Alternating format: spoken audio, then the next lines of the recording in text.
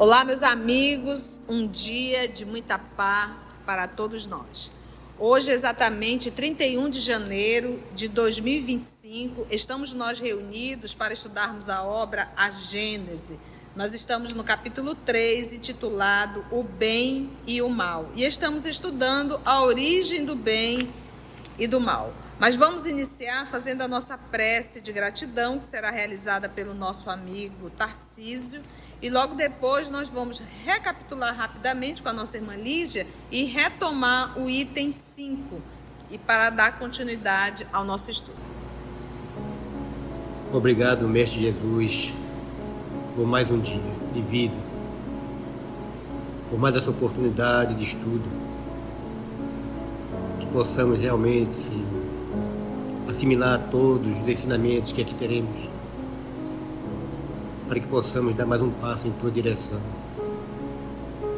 onde sabemos que essas obras literárias mostram o passado de muitos irmãos nossos, que talvez tenham passado igual a nós, ou estão passando o mesmo que nós passamos hoje em dia. É um aprendizado que possamos mudar, não só nós, mas todos aqueles que estão nos ouvindo, possam sentir esses ensinamentos para se modificarem e sentir a presença mais próxima de Jesus em seus corações.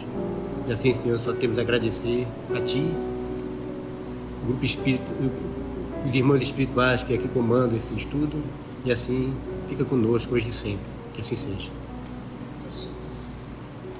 Obrigada, Tarcísio. E aí, Lígia? Nós iniciamos o capítulo 3, que é o bem e o mal. Estava falando sobre a origem do bem e do mal. Sendo Deus soberanamente justo e bom, Ele não poderia ter criado o mal. O mal tem uma causa, geralmente está nas atitudes do homem. Existem aqueles que o homem pode evitar e os que se independem das suas vontades, que são os flagelos naturais. E dando continuidade a esse estudo, nós vamos para o item 5. Tendo o homem que progredir, os males aos quais se acha exposto são um estimulante para o exercício da sua inteligência, de todas as suas faculdades físicas e morais, incitando-o a procurar os meios de evitá-los. Se nada tivesse a temer, nenhuma necessidade o induziria a procurar o melhor. Seu espírito se entorpeceria na inatividade, nada inventaria nem descobriria. A dor é um aguilhão.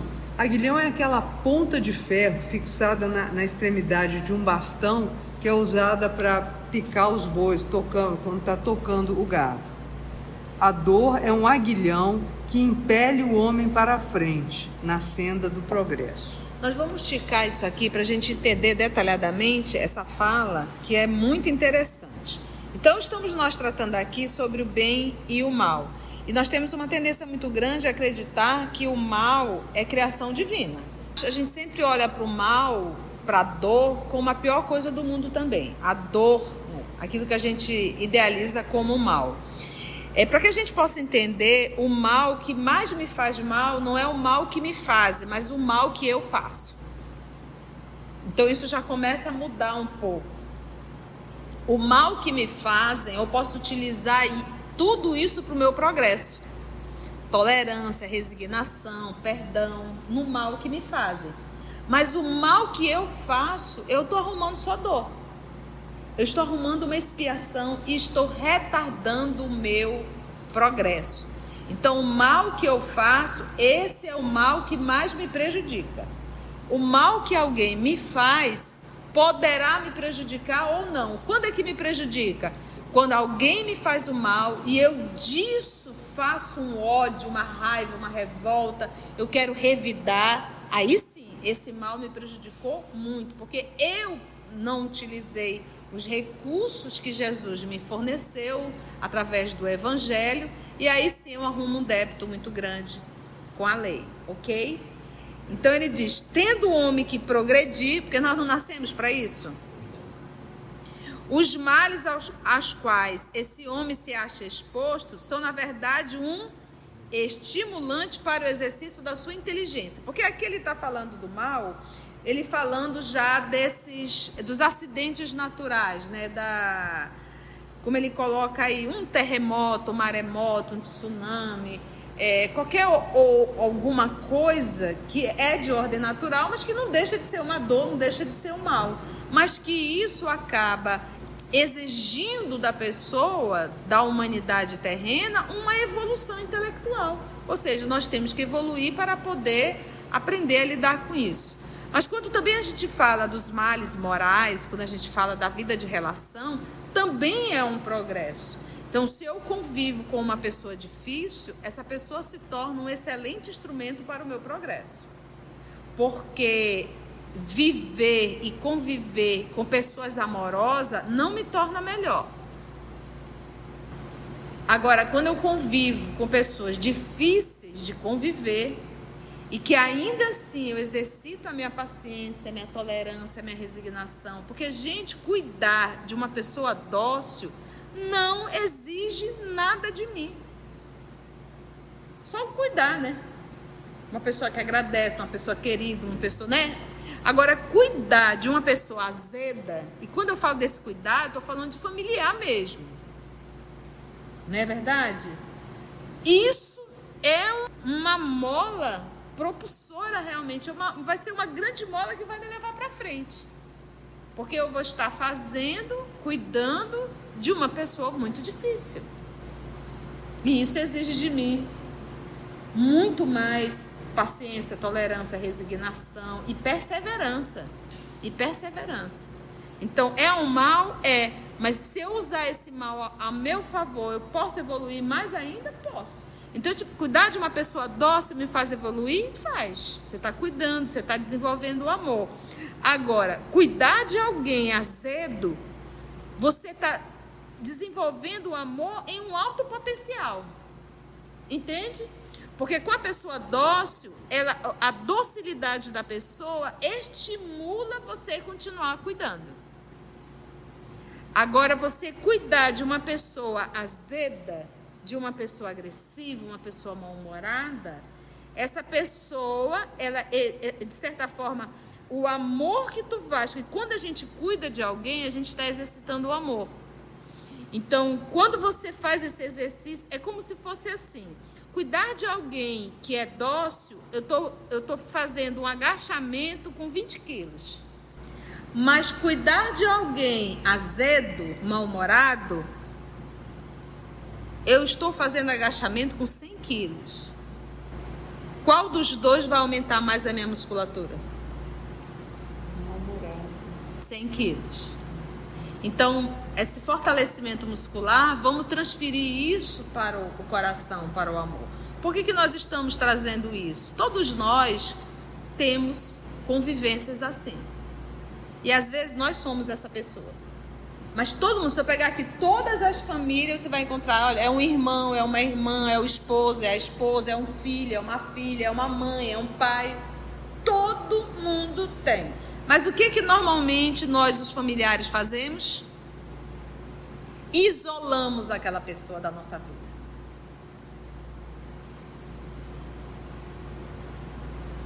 Normalmente é o que nós fazemos, a gente isola, não? Fulano é muito difícil, bebê, bababá, tititi. Só que a gente perdeu o melhor personal trainer para nos fortalecer, entende? Então é isso. Por isso é que ele diz isso aqui, quais se acha exposto são um estimulante para o exercício da sua o quê? Inteligência. Então, para pensar também na inteligência moral. Fala, se a gente convive com uma pessoa, um Chico Xavier do nosso lado, não vão evoluir. A gente pode aprender muito com ele, mas aprender não é sinônimo de evolução. Sinônimo de evolução é sacrifício. Só quando eu vivo é que eu estou em evolução. Então, estar ao lado do Chico, isso é até bom colocar, né? Nós estamos aqui levantando a ideia de que conviver com pessoas muito agradáveis. Então, como eu digo, conviver com um espírito nobre como Chico Xavier, o nosso querido Chico, não é evolução, é aprendizado. Então, eu vou estar convivendo com o Chico, eu vou estar aprendendo com ele. Mas o que caracteriza a minha evolução é quando eu vivo o que eu aprendi com o Chico. A Mita está trazendo uma tese aqui de conviver com uma pessoa muito nobre quando é um espírito muito rebelde. Sim, para um espírito rebelde, conviver com um ser nobre é uma tortura. Agora, para o espírito nobre, viver com uma pessoa rebelde não é tortura. Por quê? Porque ele compreende, é o adulto convivendo com a criança. Então, a rebeldia do rebelde não incomoda o ser que ama verdadeiramente. É isso que a gente tem que entender. Então, ele compreende a ignorância do outro, a limitação do outro. E a convivência com o Chico, como traz a Mita aqui, pode ser um aprendizado muito grande ou pode não ser.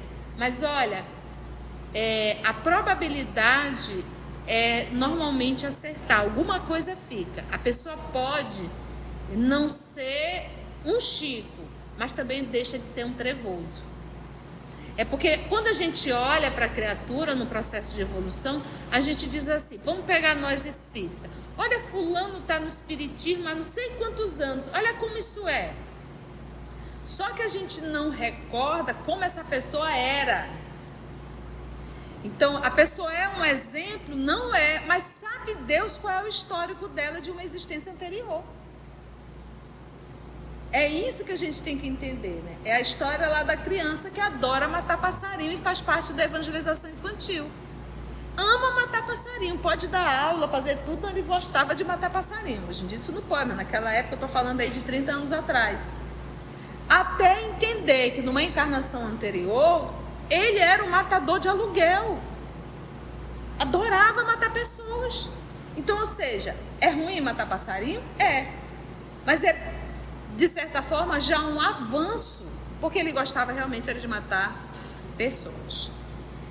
Então, ele diz de todas as suas faculdades físicas e morais. Então, é um processo de evolução. Então, as dificuldades, as dores, o não que a vida nos dá é sempre um material pedagógico para a nossa evolução, incitando nós, as seres humanos, a procurar os meios de evitar esse sofrimento. Se nada tivesse a temer, se o homem, tipo assim, comida está pronta, a casa está linda, o carro está na garagem, roupa tem, está tudo legal, vou me preocupar com o quê?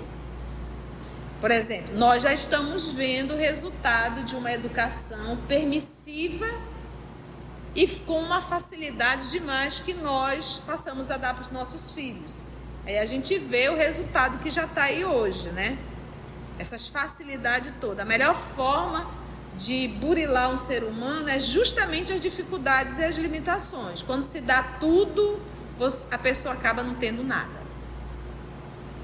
Então, a dificuldade é muito bom, a luta, né? O não que a vida nos dá. Os meios de evitar. Se nada tivesse a temer, nenhuma necessidade o induziria a procurar o melhor. Seu espírito nosso, né? Vai o que acontecer com a gente? Entorpecer. Entorpecer. Parou. E parou. Entorpecida onde? Na atividade? Não. Todo entorpecido está o quê? Inativo. Nada inventaria e nem descobriria. Então, quantas doenças nós tivemos, por exemplo, gente, nós tivemos uma doença que foi milenar, praticamente, a hanseníase. A gente fala da hanseníase na época de Jesus. E ainda não faz pouco tempo, não faz muito tempo que foi descoberto o tratamento para a hanseníase. Então, quantos anos de luta até descobrir hoje, já temos um tratamento ser descoberto, né? Tanto é que hoje não tem mais, o que tem ainda as marcas da hanseníase são os sequelados, né? De outrora. Mas a gente hoje já não vê mais jovens nessa situação, adultos, a gente já são os idosos, aqueles que viveram. Então a gente percebe que essas enfermidades, essas dores, essas dificuldades estimularam os homens a ficarem nos laboratórios para descobrir. E um dos propósitos da nossa encarnação é o desenvolvimento intelectual também. Porque lembra que nós estamos sendo preparados para ser o quê? Nós estamos sendo preparados para ser o quê? Um DR? Hã? um Cristo. E aí a fala que a nossa Lígia explicou, que a dor, ela é um aguilhão. Qual é a função do aguilhão? O aguilhão é para tanger o gado, né? Aquela a ponta de ferro na extremidade de um bastão. Que vai empurrando para onde? Empurrando para frente, né? E ele diz assim, impele e empurra. A dor é o aguilhão que vai empurrando o homem para onde? Para frente, na senda do progresso. Então, essa pedagogia divina aqui é que nós temos que entender. A melhor forma de educar um ser humano é através também das dificuldades.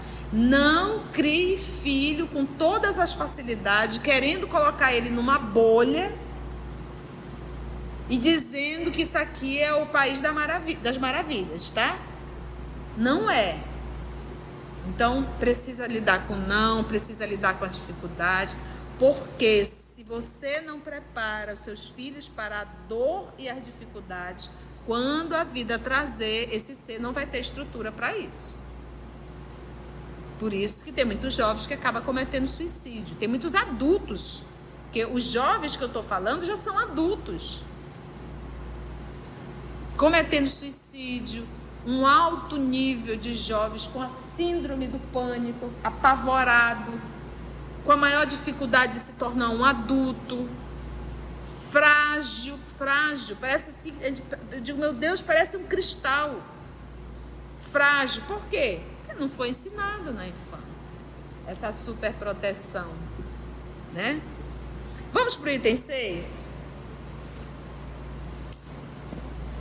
Porém, mais numerosos do que os males que o homem não pode evitar são os que ele cria pelos seus próprios vícios, os que provêm do seu orgulho, do seu egoísmo, da sua ambição, da sua cupidez, que seria ambição, ganância, dos seus excessos em tudo.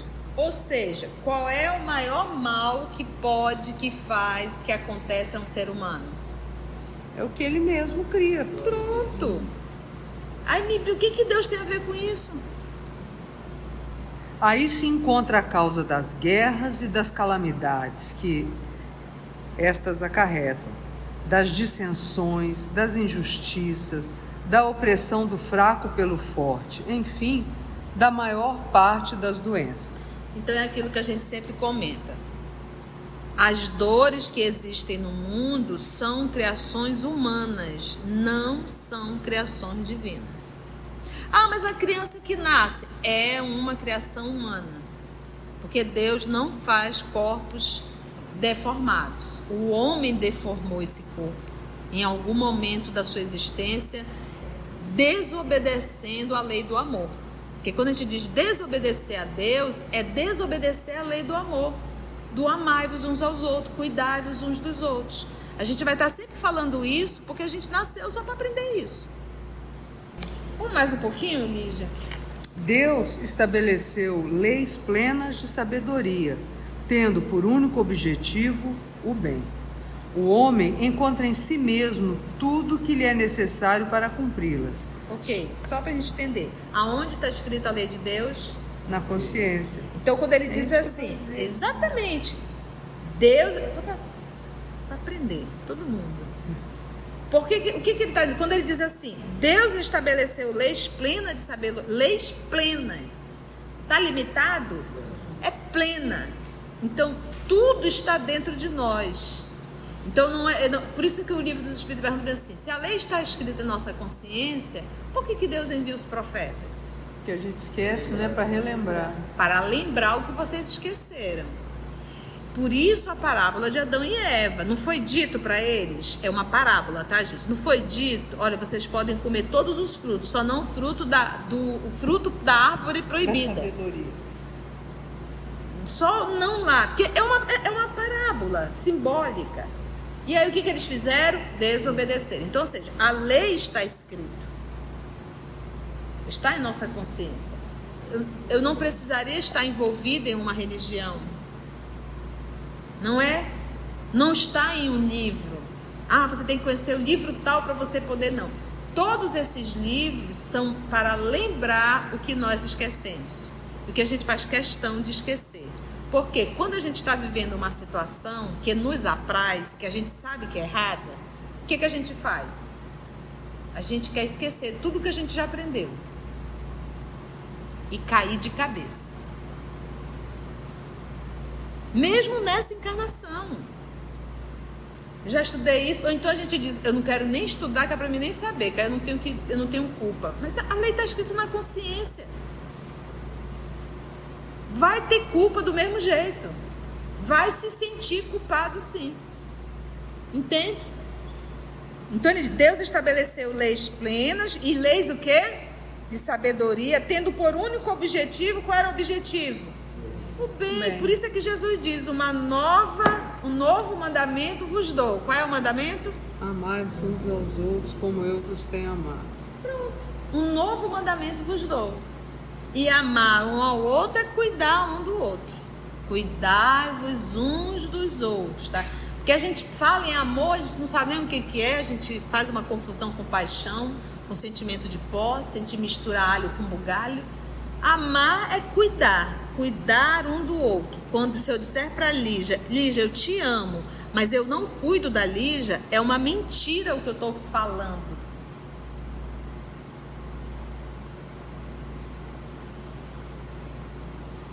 Sua rota está traçada na consciência e a lei divina está gravada no coração.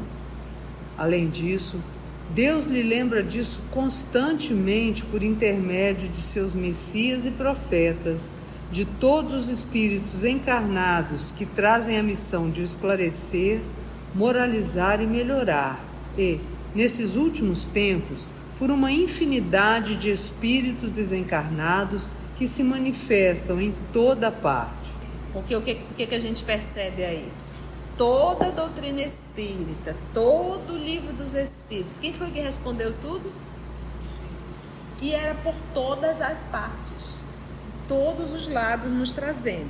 E eu acho interessante que você, além disso, Deus lhe lembra disso constantemente por intermédio de seus messias e de seus profetas, de todos os espíritos. Então, ou seja, apesar de nós termos só de cristianismo mais de 2000 anos, já 2025 anos, mas mesmo antes do Cristo, o próprio Cristo, na condição de Messias, ele enviou muitos profetas, muitos missionários.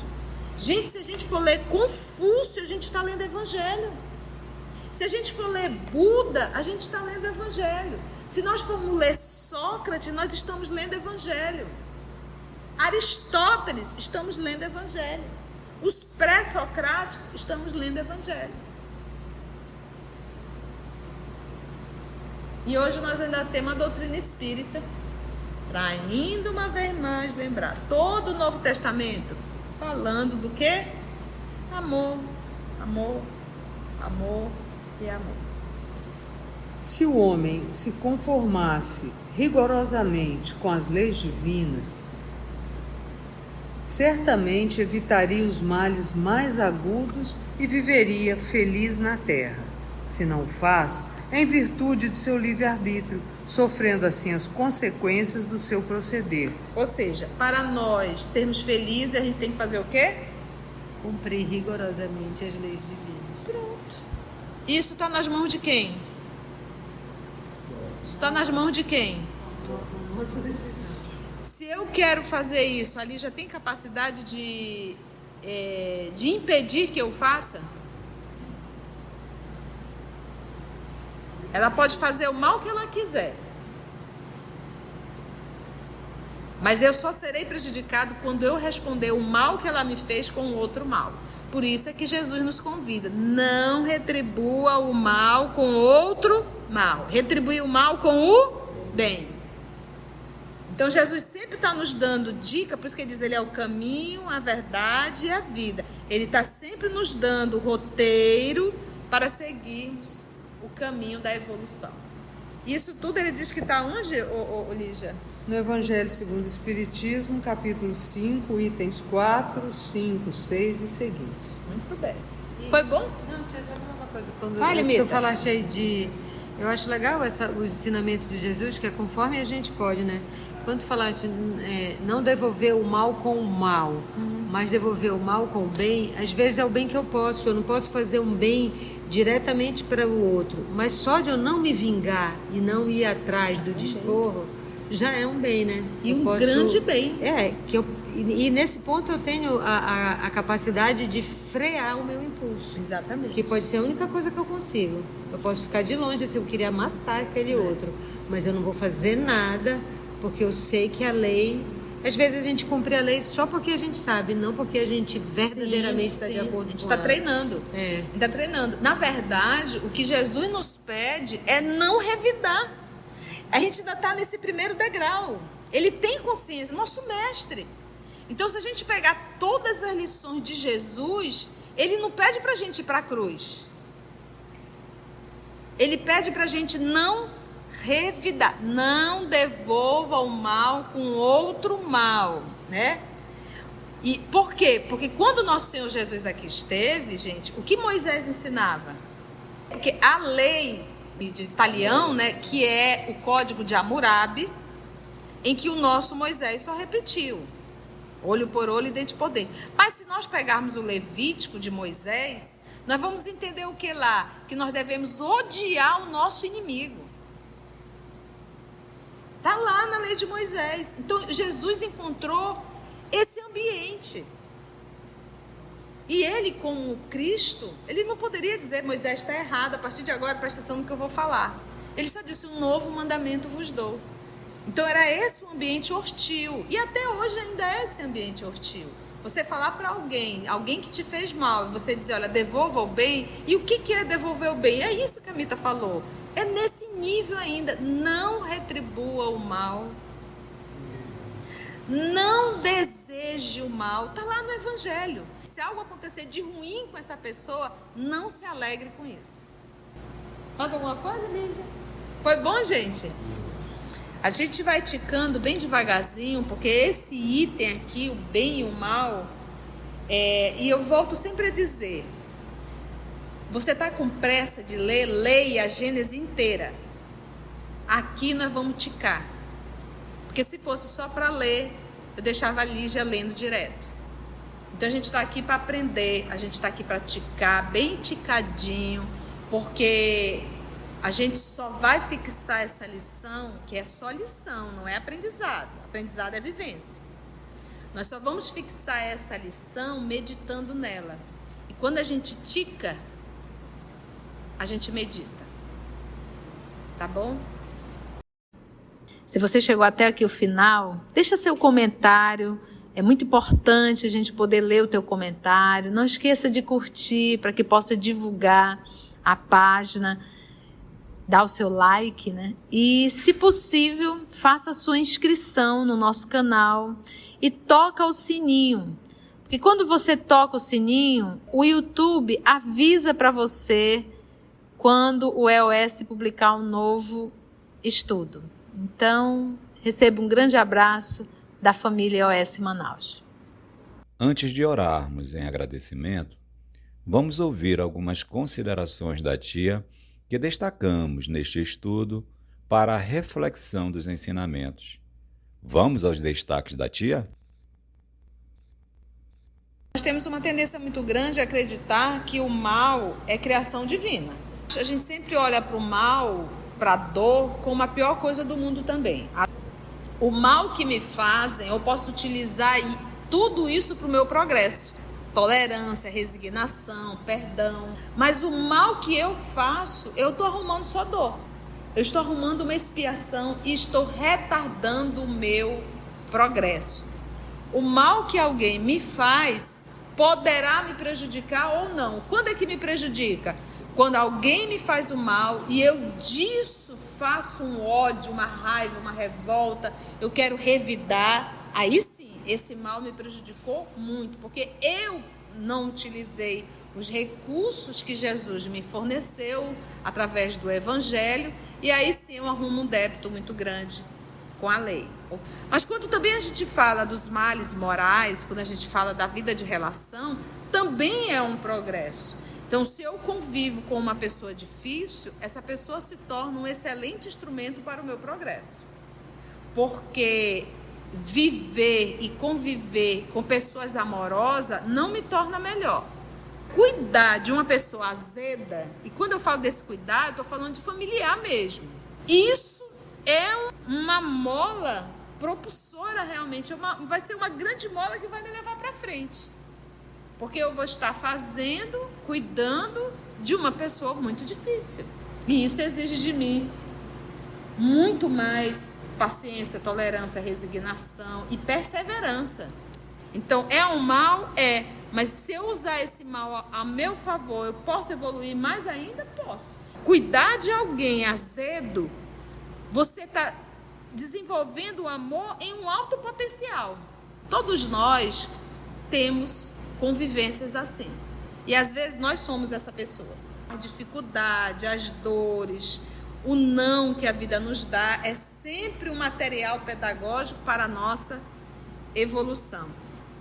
A forma de educar um ser humano é através também das dificuldades. Não crie filho com todas as facilidades, querendo colocar ele numa bolha e dizendo que isso aqui é o país das maravilhas, tá? As dores que existem no mundo são criações humanas, não são criações divinas.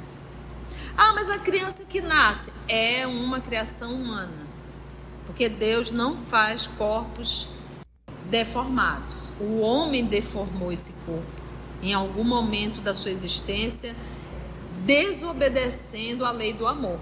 Porque quando a gente diz desobedecer a Deus, é desobedecer a lei do amor, do amai-vos uns aos outros, cuidai-vos uns dos outros.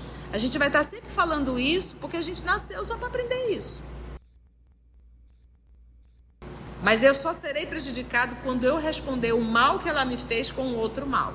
Por isso é que Jesus nos convida, não retribua o mal com outro mal. Retribui o mal com o bem. O caminho, a verdade e a vida. Ele está sempre nos dando o roteiro para seguirmos o caminho da evolução. Então, se a gente pegar todas as lições de Jesus, ele não pede para a gente ir para a cruz. Ele pede para a gente não revidar, não devolva o mal com outro mal, né? Não retribua o mal, não deseje o mal, está lá no Evangelho. Se algo acontecer de ruim com essa pessoa, não se alegre com isso. Assim, concluindo o nosso estudo de hoje e agradecendo o nosso Mestre Jesus por mais este momento de aprendizado, vamos orar? Então, assim, agradecemos a Deus, nosso Pai, agradecemos a Jesus, o amor de nossa vida, e aos amigos espirituais aqui presentes por mais uma oportunidade que nos foi dada de estudo e de reflexão. Graça te damos, Senhor, que assim seja. EOS Manaus. Estudando para servir ao Cristo. Visite nosso site em www.eosmanaus.org. No YouTube, procure o canal EOS Manaus. Participe do nosso grupo no Facebook. No Instagram somos @EOS Manaus. Escute e estude na Rádio Manaus de Estudos Espíritas. Estamos, também, em diversas plataformas de áudio. Procure EOS Manaus, no seu aplicativo preferido. EOS Manaus.